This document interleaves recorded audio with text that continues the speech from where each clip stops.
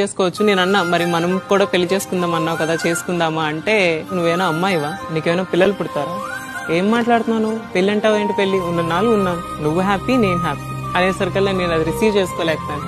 Still నాకు అదొక్కటి ఉండిపోయింది, ఏమైనా become your mother, but I can't. నీకు తెలుసో తెలీదో అబ్బాయి, నేను చాలా హాస్పిటల్స్ తిరిగాను, కొన్ని లక్షలు నేను ఖర్చు పెట్టాను దానికోసం అని. ఇప్పుడు సడన్ గా నువ్వు వదిలేస్తే ఎలా అని చెప్పేసి కాళ్ళు పట్టుకొని ఏడ్చాను. తను బండి వెళ్ళిపోతూ ఉంటే బండి వెనక్కి పరిగెత్తాను, కానీ తను వెళ్ళలేదు, తన పని తనే చూసుకున్నాడు.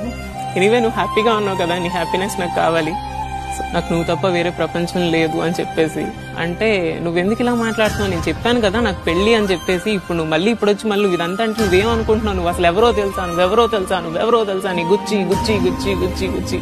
అందరూ చిన్నప్పటి నుంచి నన్ను అందరూ ఏ మాట అయితే అని ఏడిపించేవారు, అదే మాట నాకు తెలిసి దగ్గర 100-200 సార్లు అన్నాడేమో. ఆ మాట నాకు తెలిసిన ఎవరు నన్ను అన్ని సార్లు అనలేదు, తను అన్నాడు ఐమ్ హ్యాపీ.